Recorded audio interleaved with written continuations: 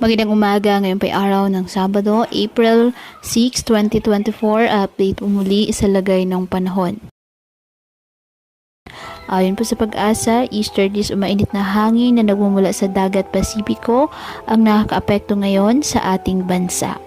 Wala pong bagyo o low pressure area na minomonitor sa loob ng ating Philippine Area of Responsibility na maaaring makaapekto sa lagay ng panahon. Ngayong araw, dahil sa easterlies, asahan na maulap na halangitan na may kalat-kalat na pag-ulan at thunderstorms sa Davao Region at sa Exargent.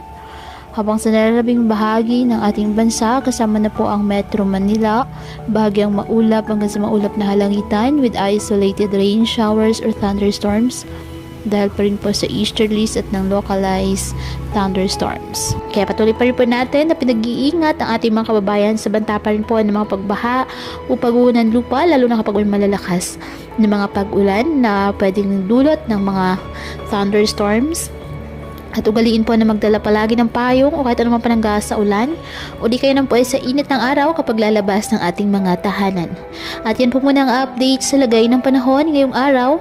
Muli patuloy po tayo na mag-ingat at palaging tandaan, God loves you. Stay safe